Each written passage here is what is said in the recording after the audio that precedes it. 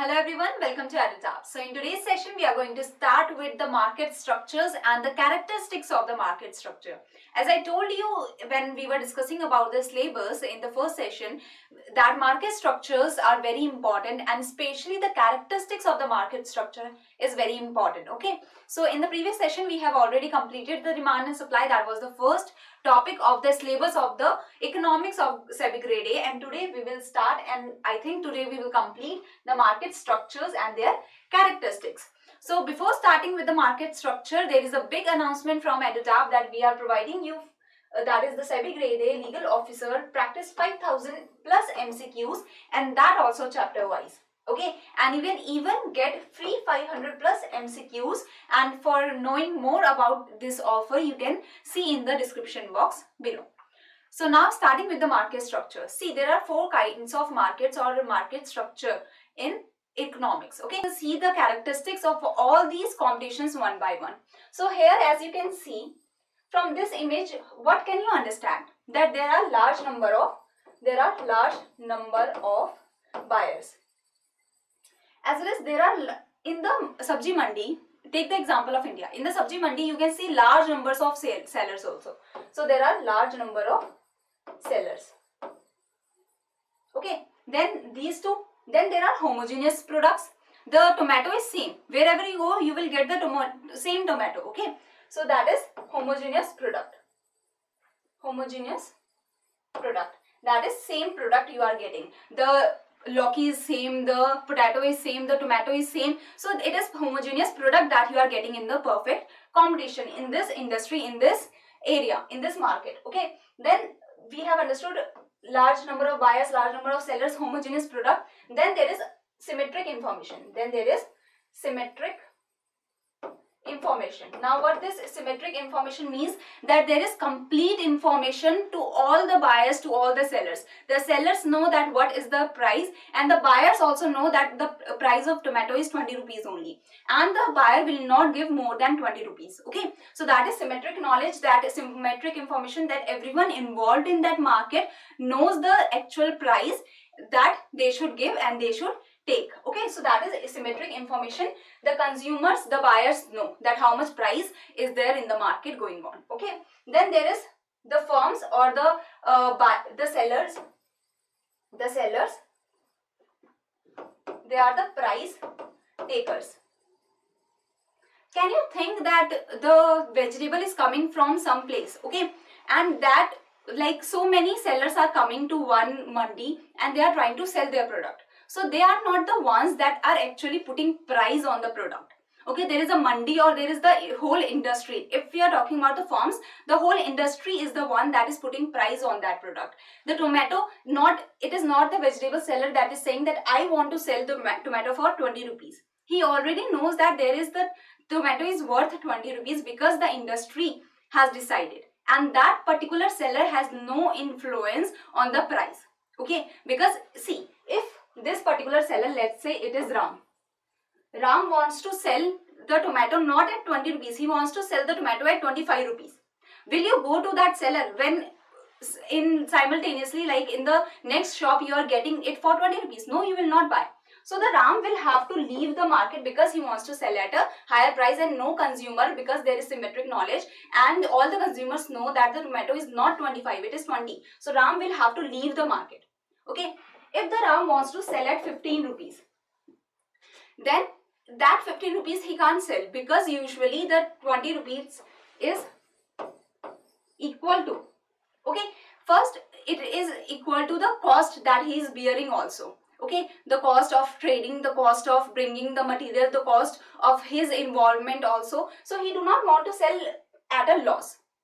Okay, so he won't be selling at a loss of 15 rupees. So he will have to sell at 20 rupees. So he is just a price taker because he cannot influence the price in any matter. There are large number of sellers that are involved in that market, and no particular seller or no particular buyer can influence the price in that market. Particular seller, one seller or few sellers do not have any influence on the prices in that market. So we can say in the perfect competition, the sellers are the price takers, the firms are the price takers, and the industry is the price maker. Say the market conditions the demand and supply involved, it is the price maker. Okay, the market condition means how much demand is there and how much supply is there. That decides that what should be the price. Okay, so next is monopolistic competition. We have understood the features. See, do not be afraid. I have brought for you a summary table in which all the points, all the characteristics will be there, where you can compare one market with the other, as well as you can remember the characteristics one by one in that slide. Okay, here you just need to understand that what are the particular characteristics, what are the terms involved, like what is homogeneous, what is asymmetric information, what is symmetric information. So here, coming to the monopolistic competition, again large number of sellers, large number of buyers are involved. So these two things we saw in the perfect competition also, no? So how is it different? How the monopolistic market is different, or how is the monopolistic competition different? See, here the homogeneous products are not there. There are differentiated products. There are differentiated products. That is, do you think that the Snickers, the chocolate, if you have eaten the Snickers, is it same as the Kit Kat? Or is Kit Kat same as the Dairy Milk? No, there is some difference in the tomato is same. Like tomato is red only, it has the same taste only. But do these chocolates have the same taste? Okay, do they have the same packaging? So differentiated products means either the product is differentiated, or their packaging is differentiated, or the advertisements, how they are showed to the people, they are differentiated. So either it is the real differentiation, like the products are used different, the raw materials that are used in that is different, or there is imaginary differentiation, like they are showing you the ads, and in that ads, through that packaging, they are trying to make a different viewpoint of yours for that chocolate, that it has nuts, even if two chocolates have nuts, okay, they have almonds and all, but through the ads they will try to show, no, this one is better, my one is better, because it has like more chocolatier taste or something. So through that, imaginary differentiation can also be formed. So there is real differentiation, or there is imaginary differentiation that can be formed. So large number of sellers, large number of buyers, differentiated product. Here in the monopolistic competition, the people, the sellers, they have some influence. They have some influence on the prices. Some influence on the prices means that due to their differentiated products, the Snickers price and the Kit Kat price and the Dairy Milk price, they are not all same.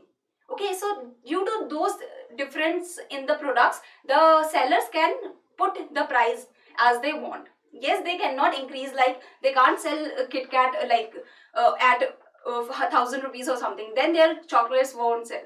So due to the close substitutes, the products are the close substitutes. If the Kit Kat we get for 1,000 rupees, we won't buy it. We will just go for the Perk or the Munch or something that is of 10 rupees, 15 rupees, 20 rupees. So they are close substitutes. So they have influence over their prices, but a very small influence over their prices. They cannot increase the prices above the bandwidth. Okay, because the products are the close substitutes of each other. Substitutes means when you can substitute one good for the other, when you can change one good for the other. You, instead of buying the Kit Kat, I will buy the Perk for sure if the Kit Kat is coming for 1,000 rupees. Okay, so these are the important characteristics of the monopolistic competition. Next comes the oligopoly competition. See, in oligopoly there are two kinds of differentiation, we can say. Here, first few number of sellers are involved, then there are large number of buyers. Few sellers means 3 sellers, 4 sellers, 10 sellers, 20 sellers, only these much. If we talk about the monopolistic competition, I was searching in the internet and I saw that nearly 700 soap companies are there in our country. Okay, so that you can see that how large the number of sellers are, and that also they are the registered company. There might be so many companies that are selling soap and they are not registered. So monopolistic competition, there were large number of sellers, 700, 1,000, 2,000 sellers. But in the oligopoly competition, there are few numbers of seller only. Okay, like we can say in the telecom industry, you can say there is Jio, there is Airtel and V, that is the Vodafone and Idea that got combined. Those are the major industry, those are the major firms that are working. BSNL, MTNL, that are also there, but the major companies, the major firms are 5-6 only in the telecom industry. In the gas industry also, in the cylinder industry also, these are the major companies that are working in the gas industry, in the cylinder industry. Now, so there are few numbers of sellers, but there are large number of buyers. In these sellers also, there are oligopolies divided between two. The first one is the homogeneous product, that we call pure oligopoly. See, in the pure oligopoly, the homogeneous product is there. Homogeneous product means same. That means same. Homogeneous product means same. Now, cylinder of Bharat, cylinder of Indian, cylinder of HP. Is there any difference? That is all used for cooking. That is all used in your houses. That all has the same same build or something. Same has LPG. All have LPG in them. So they are the homogeneous product. There is no difference between the any of these products. Okay, any of the products of these companies. So the pure oligopoly means there is homogeneous product. Now comes the heterogeneous products or the differentiated products. So in the oligopoly, the differentiated products like the telecom industry, the Airtel, the Jio, the V, they are providing different services. In some areas, the Airtel is working better. In some areas, the Jio is working better. Or automobile industry, that will be a better example. Automobile industry, can you say that the Nano is same as Ferrari? No, they have particular like different, they both are very different. So there is automobile industry, we can say.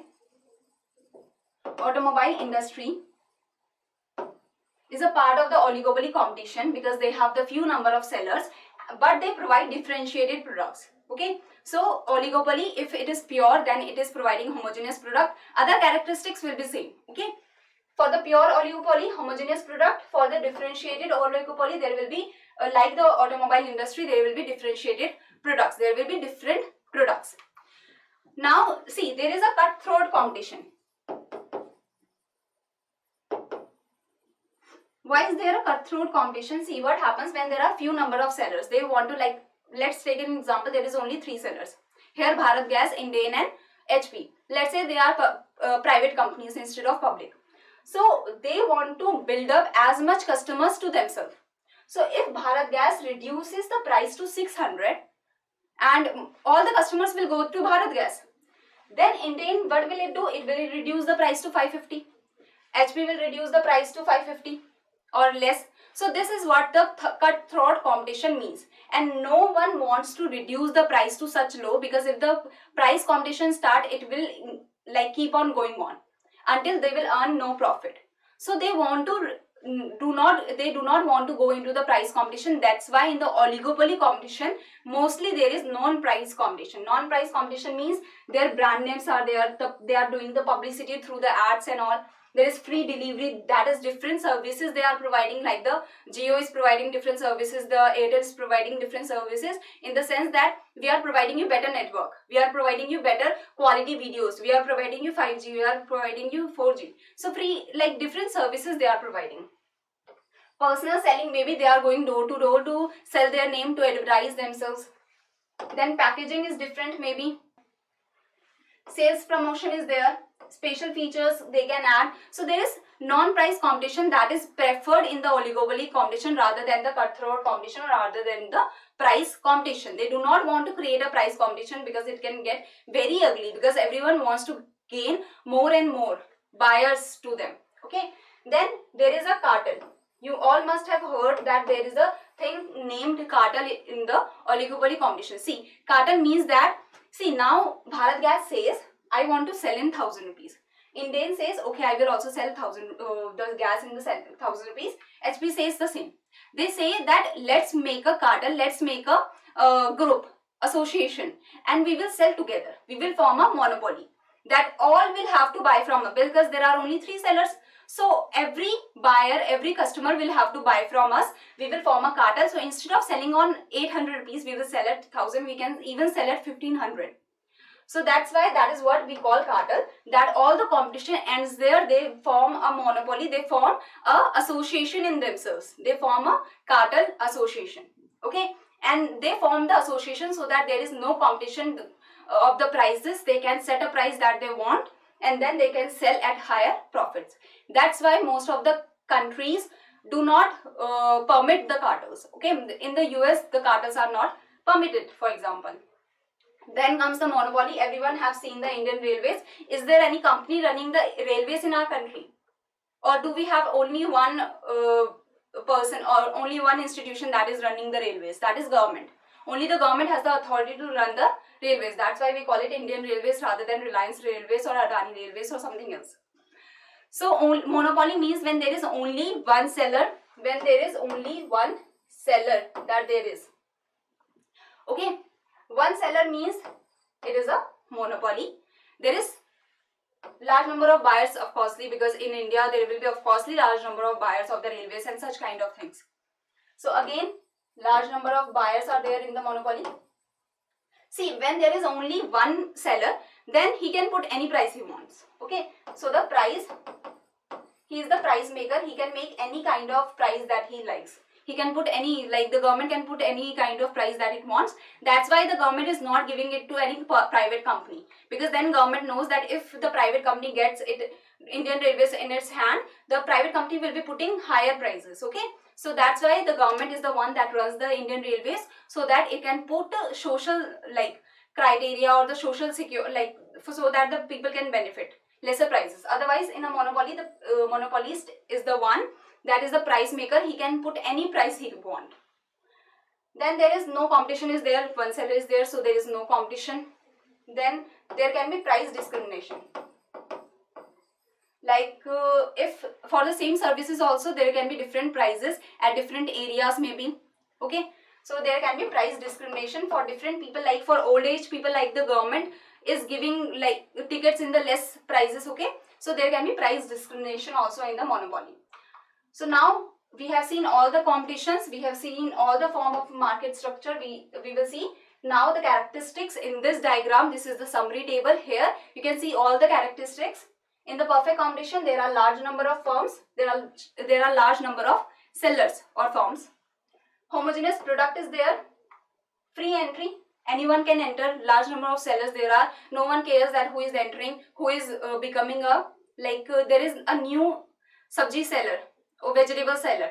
He is coming in the industry, he is coming into the farm, he is setting up his things in the mandi. So no one cares, there is free entry. Degree control, see, the firms are the price takers. So the firms have no control over the prices. Then monopolistic competition, there are large number of firms, differentiated products that are close substitutes to each other. There is also free entry. In the soap industry, if you want to set up an industry, you can. Okay, there will be no other soap firm that will be stopping you. Lux won't say that no, you can't open your industry. Okay, so if you want to open the industry, you can just bring up a new name, just bring up a new brand and get the permission, get the license and all. You can run your country, you can run your company. So degree of control over price, there is some, like the Lux price is different from Santoor or something else. So there is differentiated product, they are providing different things, like a little they are close substitute but differentiated. So there is some control over the price. Then there is oligopoly, that has few firms. Homogeneous, it can be homogeneous product like I told you in the cylinder case. There can be differentiated product like I told you in the case of the automobile industry. Then there is limited entry, because few firms, they do not want any other firm to come, because any other firm will come, the share of the profit, the share of the customers, the share of the people will shift. Okay, so the new firm will come, he will also take some share now. So there is limited entry in this. The firms try to make such solid competition that no new person can try or can even think. Like if you want to set up an automobile industry, you need huge investments. So there is kind of limited entry. As well as the Honda, they are putting the things out there at like less prices that you cannot compete as a new industry, new firm, sorry. Then there is limited by mutual dependence. So degree of control over price, you cannot change price to a very high. If you change to very high, the customers will go to some other firm. If you change to very low, the other firms will also see it and they will also reduce their price. So there is mutual interdependence, and due to that, the price control is limited. Okay, so they try to compete through the non-price competition, or they just form a cartel that now we are a monopoly. Then comes the monopoly. One seller, one firm, unique product without close substitutes. So it is a unique product. Now railways, it has, like, if you want to substitute, we can substitute it with bus, but there are no close, without close substitutes, there are no close substitutes. Okay, then strong barriers to entry. The Indian government is not allowing many private firms to enter into the Indian railways. So there can be geographical barriers, there can be governmental barriers, there can be the infrastructure barriers, that the money invested, the money that is needed to invest in the Indian railways or the railways is very high. So no new firm will want to try that. Okay, because the infrastructure is needed very high. So that can also be a barrier. Money can also be a barrier. Very large. Of course, the degree of control over price. The government can increase the price to anyhow. If there was no government, like if the government was not running the railways and some private firm was running the railways, the private firm would have put huge prices through that for the services of the railways, if it would have wanted. So there is large control over the price of the monopoly good. So I hope you have understood the session. If there is any query, you can mail us here or you can contact us through this number. So you can get all the characteristics through this summary table. Okay, I have tried to brought all the major characteristics. So thank you very much.